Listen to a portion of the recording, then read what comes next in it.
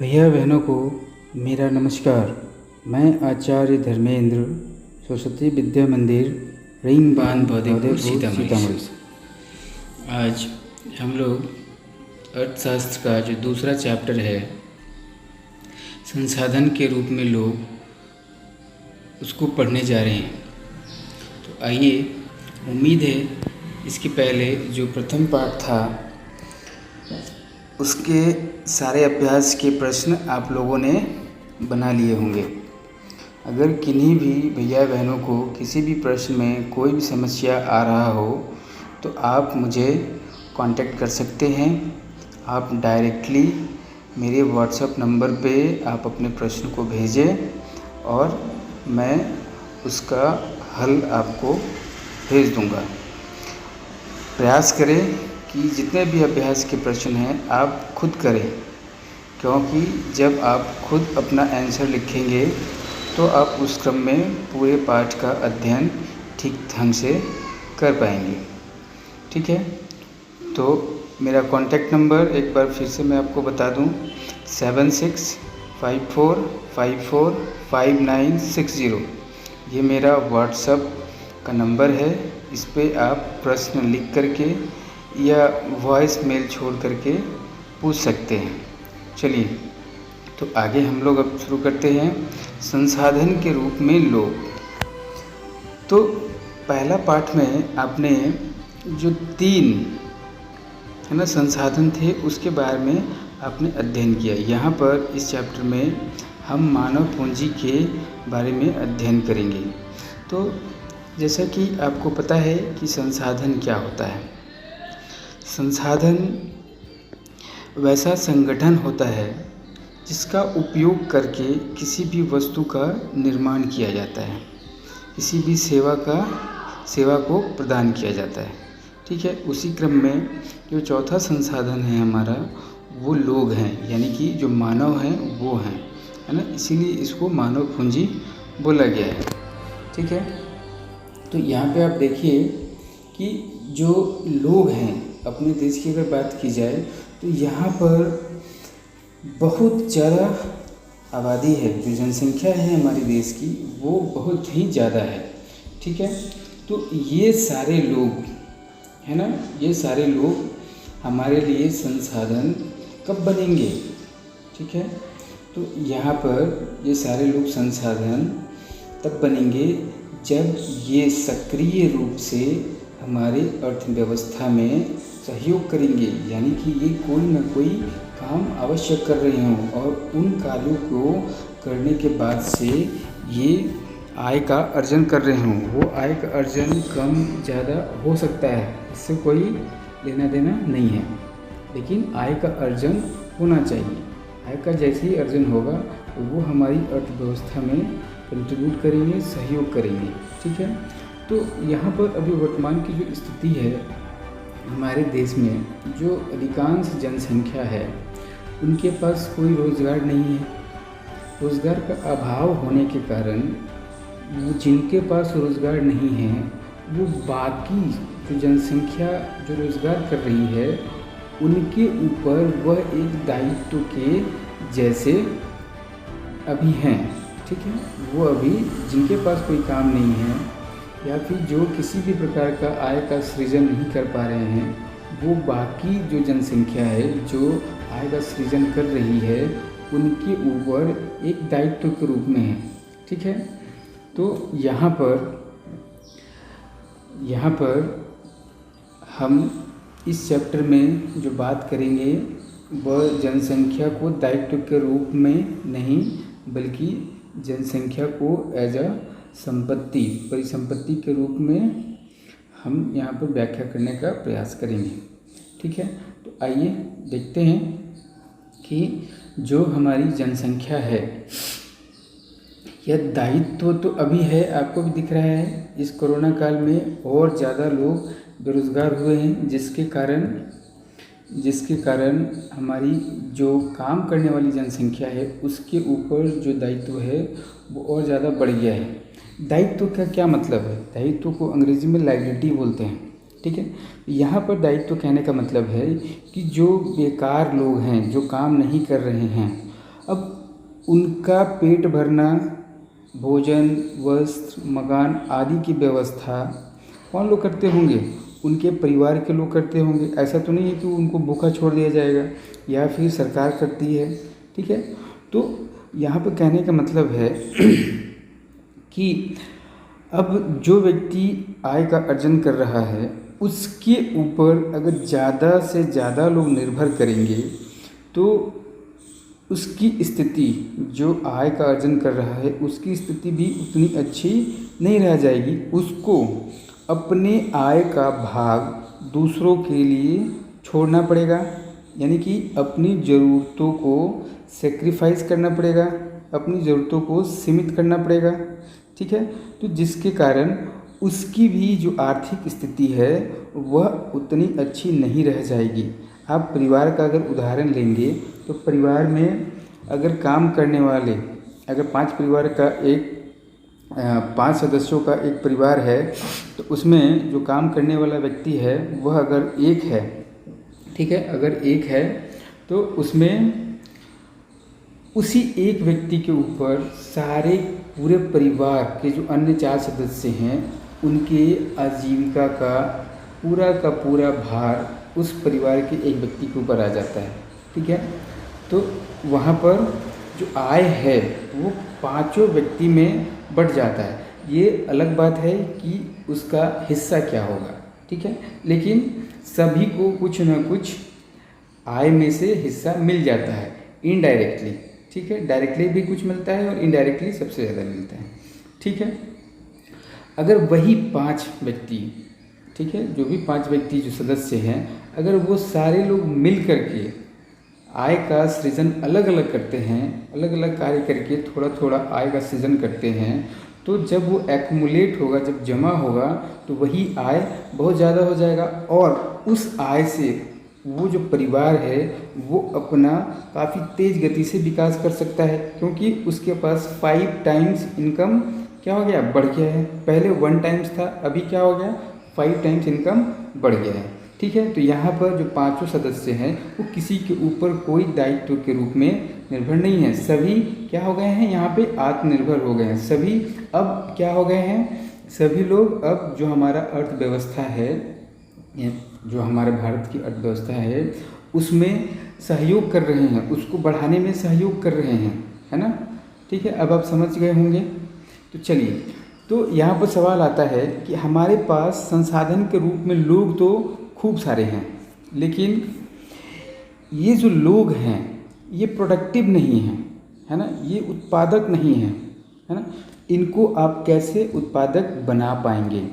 तो इनको उत्पादक बनाने के लिए कोई भी जब बच्चा जन्म लेता है तो वो माँ के पेट से कुछ भी सीख करके नहीं आता, सारा कुछ वो यहीं सीखता है। इसी इन्वायरमेंट में जैसा उसको माहौल दिया जाएगा, जैसा उसके परिवार का माहौल होता है, वैसे ही वह धीरे धीरे सीखने लगता है। ठीक है, तो सीखने के क्रम में जो गार्जियन उनको शिक्षा देते हैं, अच्छी शिक्षा देते हैं, है ना, और शिक्षा देने के बाद से जब वो परिपक्व होता है तब वो प्रशिक्षण के लिए जाता है। ठीक है ना, प्रशिक्षण क्या है, जिस क्षेत्र में उसने शिक्षा प्राप्त किया है, जिस क्षेत्र में उसने शिक्षा प्राप्त किया है उसी क्षेत्र का जो प्रैक्टिकल नॉलेज होता है वही प्रशिक्षण कहा जाता है।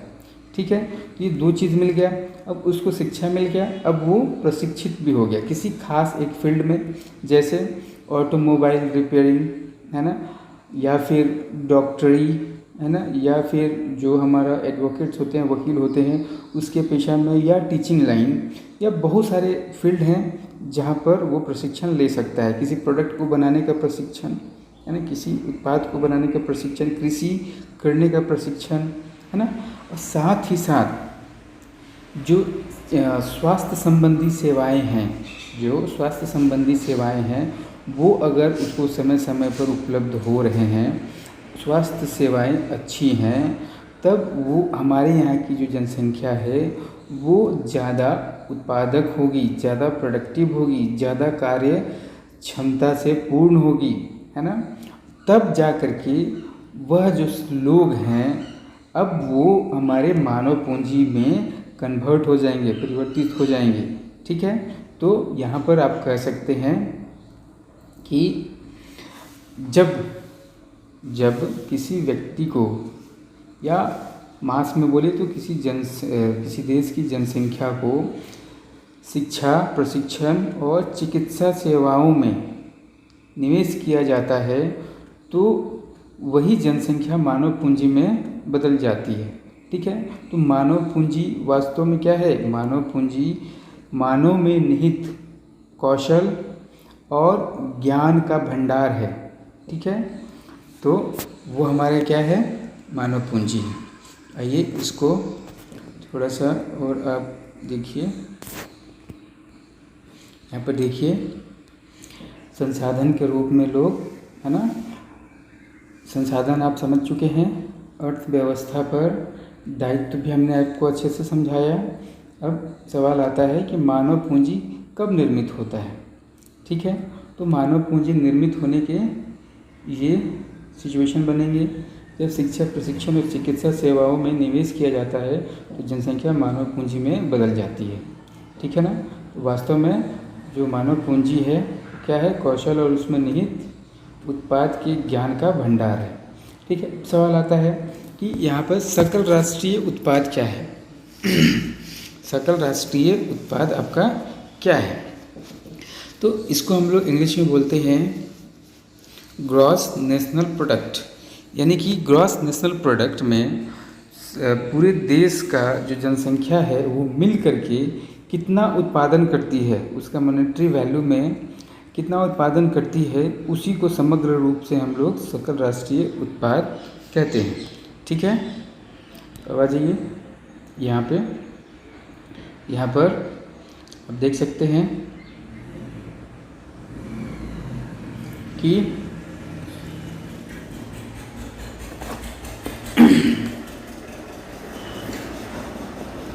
यहाँ पर जो हमारा सकल राष्ट्रीय उत्पाद है वो क्लियर हो गया है, ठीक है। और यहाँ पर जो हमारे संसाधन हैं, जो मानव पूंजी है, इसमें अगर बात की जाए तो इसके दो पहलू हो सकते हैं, ठीक है। एक हमारा सकारात्मक पहलू और दूसरा नकारात्मक पहलू, ठीक है। यहाँ पर हम लोग मोस्टली सकारात्मक पहलू के ऊपर ही बात करेंगे, ठीक है।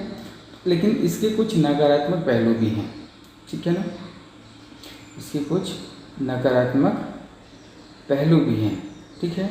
नकारात्मक पहलू में क्या हो सकता है? जो जनसंख्या है, अगर हम उसके भोजन, शिक्षा, स्वास्थ्य आदि के पहुंच के संबंध में अगर बात की जाए तो उसकी स्थिति काफ़ी अच्छी नहीं है। तो ये हमारा क्या हो गया? नकारात्मक पहलू हो गया। जैसे आप अभी देख पा रहे हैं कि जो मज़दूरों का पलायन हुआ है ना, जो प्रवासी मज़दूर हैं उनका जो पलायन हुआ है, तो बेचारे पलायन करने का क्या कारण है कि वहाँ पर उनको भोजन की व्यवस्था नहीं थी, रहने की व्यवस्था नहीं हो पा रही थी, जिसके कारण वो क्या किए? पलायन कर गए वहाँ से, ठीक है। तो यहाँ पर हमारा जो है मानव संसाधन नकारात्मक पहलू के ऊपर बात नहीं करके हम लोग सकारात्मक पहलू के ऊपर बात करेंगे। तो जैसा कि आप जानते हैं कि ये जो मानव पूंजी है ना, जो मानव पूंजी है ये निर्मित तभी होता है जब इस पर उपरोक्त जो हमारा शिक्षा, प्रशिक्षण और स्वास्थ्य है उसका निवेश किया जाए, है ना। तभी जा कर के ये हमारा मानव पूंजी निर्मित हो पाता है, ठीक है। और मानव पूंजी भी अन्य पूंजियों के समान ही होता है, जो कि हमारे देश की उत्पादक शक्ति को बढ़ाने में काफ़ी मदद करता है, ठीक है। तो चलिए यहाँ पर थोड़ा सा और देखते हैं कि यहाँ पर अब बात करते हैं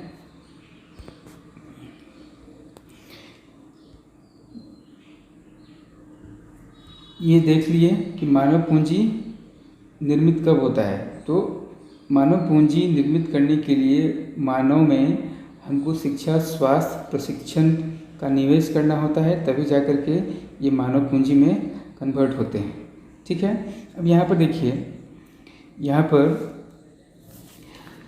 अब जैसे बहुत सारे लोग शिक्षा, प्रशिक्षण और स्वास्थ्य की सेवाएं लेते हैं, लेकिन उनमें से सारे लोग बेहतर प्रशिक्षित या बेहतर शिक्षित नहीं हो पाते, ठीक है ना।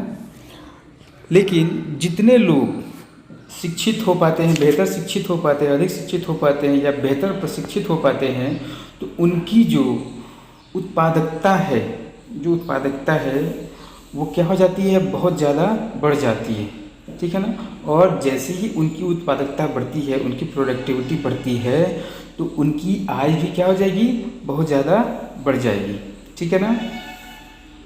तो इसमें हमारा जो स्वास्थ्य है वो भी एक कारक होता है उत्पादकता को बढ़ाने के लिए। यदि आप बीमार रहेंगे, यदि आप निरंतर बीमार रहते हैं, स्वस्थ नहीं रहते हैं, तब आपकी उत्पादकता क्या हो जाती है, घटने लगती है ना। और आप चाह कर भी अपने मनचाहा काम को नहीं कर पाते हैं, क्योंकि आपका बॉडी आपके साथ नहीं होता है, ठीक है।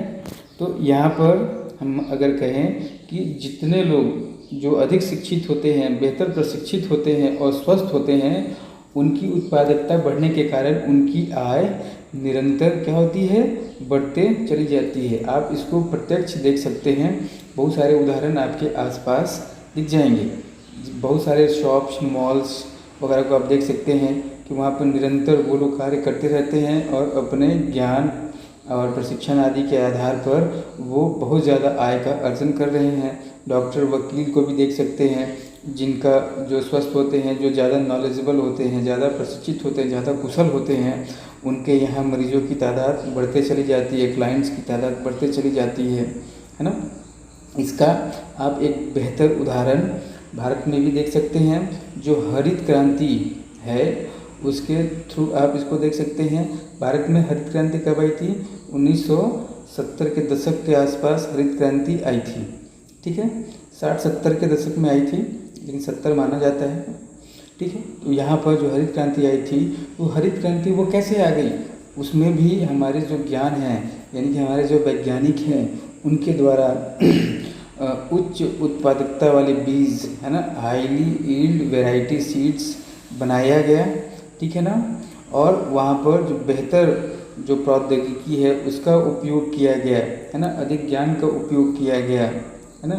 सूचना प्रौद्योगिकी क्रांति आई है ना, उस सीड्स के बारे में, उस उर्वरक के बारे में, रासायनिक खाद के बारे में, पेस्टिसाइड्स कीटनाशक के बारे में लोगों को जागरूक किया गया, बताया गया, तभी जा कर के पूरे भारत में हमारे हरित क्रांति आ पाई। और जो पहले उत्पादक था, जो अनाज था, उसका जो उत्पादन था वो काफ़ी कम था, और जैसे ही हरित क्रांति आई उसके बाद जो उत्पादन था वो काफ़ी तेज़ गति से बढ़ा, और हम उत्पादन की दृष्टि से, फसलों के उत्पादन की दृष्टि से आत्मनिर्भर बन गए, ठीक है ना।